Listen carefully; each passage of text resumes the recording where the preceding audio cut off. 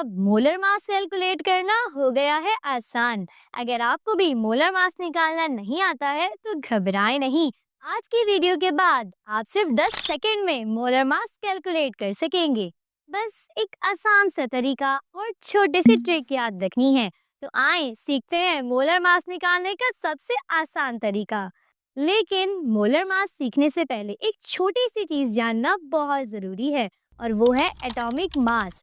क्योंकि molar mass calculate करने के लिए हमें हर एलिमेंट का एटॉमिक मास मालूम होना जरूरी होता है। अब आपको स्क्रीन पर पीरियोडिक टेबल नजर आ रहा है और इसके अंदर हर एलिमेंट के साथ एटॉमिक मास भी लिखा होता है। लेकिन परेशान नहीं हो, आपको पूरा पीरियोडिक टेबल याद करने की जरूरत नहीं है। बस कुछ कॉमनली यूज्ड एलिमेंट के एटॉमिक मास याद कर लीजिए, क्योंकि उन्हीं को बार बार यूज किया जाता है, खास तौर पर न्यूमेरिकल्स में। तो चलें, ये कॉन्सेप्ट हो गया है क्लियर। अब आए सीखते हैं मोलर मास कैलकुलेट करना।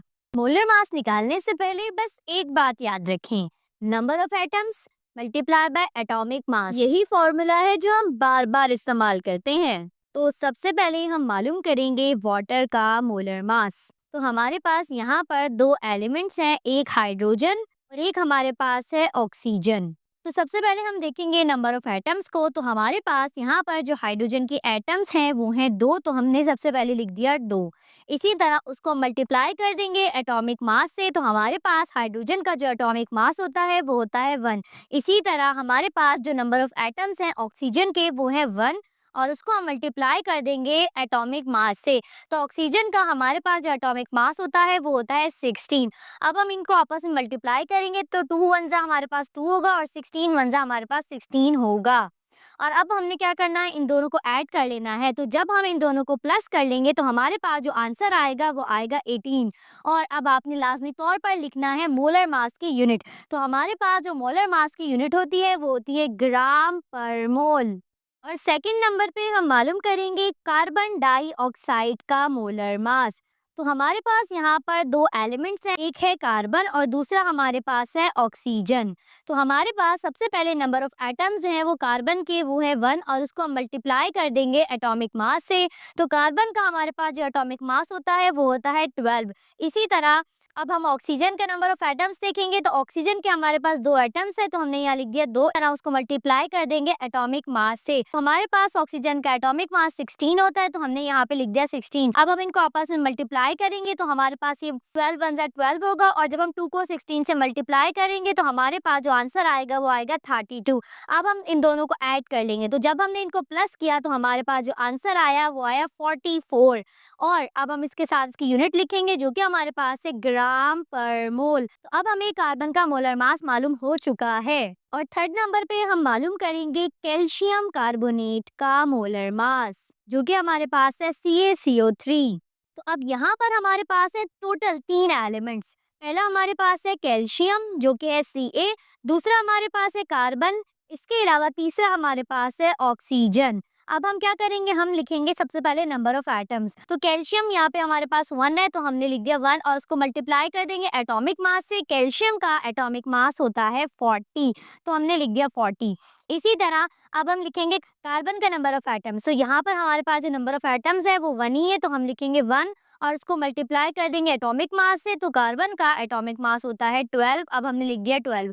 इसी तरह ऑक्सीजन हमारे पास यहाँ पे 3 है, देखिए यहाँ पे 3 लिखा हुआ है, तो हम यहाँ लिखेंगे 3, और उसको मल्टीप्लाई कर देंगे एटॉमिक मास से। ऑक्सीजन का एटॉमिक मास होता है 16। अब हम इनको मल्टीप्लाई कर देंगे तो यहाँ पे आएगा 40, इसके अलावा 12 वन जा 12 हो जाएगा। जब हम 3 को 16 से मल्टीप्लाई करेंगे तो हमारे पास जो आंसर आएगा हमारे पास आएगा 48। और अब हम इनको करेंगे प्लस, तो जैसे ही हम इनको करते हैं प्लस तो हमारे पास जो आंसर आया वो आया 100।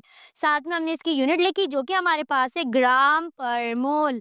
तो अब हमें कैल्शियम कार्बोनेट का मोलर मास मालूम हो चुका है। और अब हम मालूम करेंगे चौथे नंबर पे सल्फ्यूरिक एसिड यानी कि H2SO4 का मोलर मास। अब यहाँ पर भी हमारे पास टोटल 3 एलिमेंट्स हैं। पहला हमारे पास है हाइड्रोजन, दूसरे नंबर पे हमारे पास है सल्फर, जबकि तीसरे नंबर पे हमारे पास है ऑक्सीजन। अब हम सबसे पहले लिखेंगे नंबर ऑफ एटम्स। तो यहाँ पर हमारे पास हाइड्रोजन के 2 एटम्स हैं, तो हमने यहाँ लिख दिया 2। इसी तरह एटॉमिक मास होता है हाइड्रोजन का 1। इसी तरह अगर हम सल्फर की बात करें तो यहाँ पर सल्फर के नंबर ऑफ एटम्स 1 है, उसको मल्टीप्लाई कर देंगे एटॉमिक मास से। सल्फर का एटॉमिक मास होता है 32। इसी तरह ऑक्सीजन हमारे पास कितने यहाँ पे 4, तो हम लिख देंगे 4 मल्टीप्लाई कर देंगे उसके एटॉमिक मास से जो कि 16 है। अब हम इन्हें मल्टीप्लाई कर देंगे तो 2 1 2 और यहाँ पे 1 को मल्टीप्लाई करेंगे 32 से तो 32 ही आएगा, और 4 को 16 से जब मल्टीप्लाई करेंगे तो आएगा 64। अब हम इन्हें ऐड करेंगे तो हमारे पास इनको प्लस करने के बाद जो आंसर आया वो आया 98। और हम साथ में यूनिट लिखेंगे जो कि हमारे पास है ग्राम पर मोल। तो अब हमें सल्फ्यूरिक एसिड का मोलर मास मालूम हो चुका है। और अब हम 5वें नंबर पे मालूम करेंगे सोडियम हाइड्रो ऑक्साइड का मोलर मास, यानी कि NaOH। तो यहाँ पर भी हमारे पास टोटल 3 एलिमेंट्स हैं। पहला हमारे पास है Na, इसके अलावा दूसरे नंबर पे हमारे पास है ऑक्सीजन, और तीसरे नंबर पे हमारे पास है हाइड्रोजन। अब हम देखेंगे नंबर ऑफ एटम्स। तो सोडियम का हमारे पास यहाँ पे एक ही एटम है और उसको हम मल्टीप्लाई कर देंगे एटॉमिक मास से। सोडियम का एटॉमिक मास होता है 23। इसी तरह ऑक्सीजन का भी हमारे पास यहाँ पे एक ही एटम है और उसको मल्टीप्लाई कर देंगे उसके एटॉमिक मास से, यानी कि 16 से। हाइड्रोजन का भी हमारे पास एक ही एटम है और उसको मल्टीप्लाई कर देंगे एटॉमिक मास से। अब हम जब इन्हें मल्टीप्लाई करते हैं तो हमारे पास आया 23, 16 और 1। अब हमने इन्हें करना है प्लस, तो जैसे ही हम करते हैं इन्हें प्लस तो हमारे पास जो आंसर आया वो आया 40। अब हम इनकी यूनिट लिखेंगे जो कि हमारे पास है ग्राम पर मोल। तो अब हमें NaOH यानी कि सोडियम हाइड्रोक्साइड का मोलर मास मालूम हो चुका है।